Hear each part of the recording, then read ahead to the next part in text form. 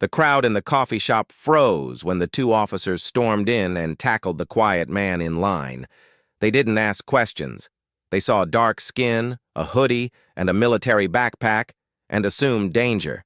In seconds, the man was on the ground, handcuffed, surrounded by whispers and judgment. But what no one knew, not even the officers, was that they had just pinned down one of the Navy's most decorated snipers, an American hero.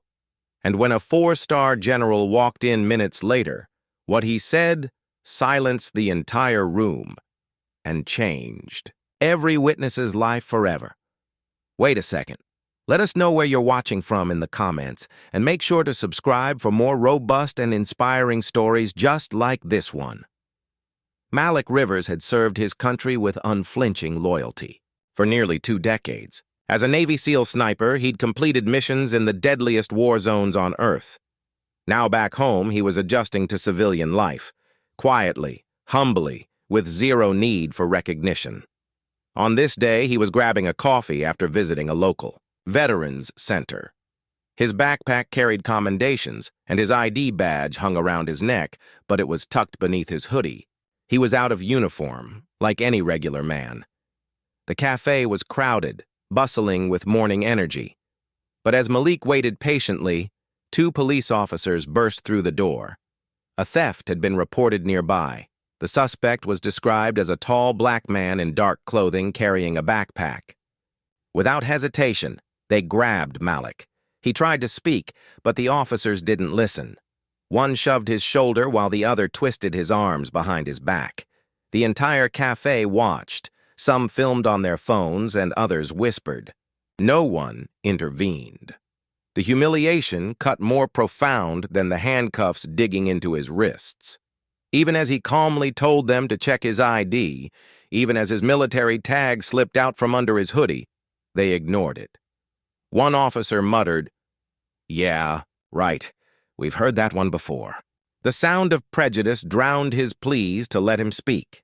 Then, a barista who had overheard Malik mention a meeting at the nearby base picked up her phone and made a call to her brother, who worked at the naval station.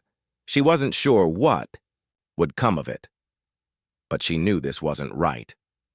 15 minutes passed. The officers kept Malik seated on the floor like a criminal, interrogating him for a crime he didn't commit. His ID was finally scanned, but they hadn't run it yet. And then the door opened. A hush swept over the café. A man in full-dress uniform stepped in, stars gleaming on his shoulders, 4 of them, a 4-star general.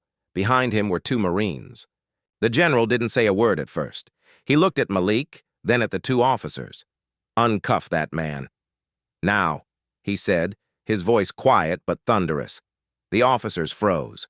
One stammered, "Sir, we were just responding to—" "I know exactly what you were responding to," the general interrupted. "And now you're going to respond to me." They removed the cuffs, and Malik slowly stood. The general stepped forward and looked Malik in the eyes. "Chief Rivers, I am deeply sorry you were treated this way. You deserve far more than this country often gives you, but know this, you are seen and you are honored." He saluted Malik, right there, in front of everyone. Gasps echoed. The café was dead silent as the general turned to the officers. "You detained a decorated war hero without cause. You failed to check his ID. You assumed guilt based on nothing more than skin and clothing. There will be consequences." He then turned to the crowd. "I hope you all witnessed this. I hope you felt how wrong it was. This man has risked everything for this country, while many of you stood by and let him be humiliated." One of the customers began to cry. Another put down her phone and walked over to Malik to say thank you. The general helped him gather his things. Together they walked out, shoulder to shoulder. The video from that day went viral, not just because a black veteran had been wrongfully detained, but because a man of honor, quiet, patient, undeserving of what happened, had been publicly uplifted by one of the highest-ranking officers in the military. Malik didn't want fame. He didn't need apologies. But that moment served as a mirror for the nation, a reminder of how deep-rooted assumptions can tear down even heroes, and how accountability must begin with us all.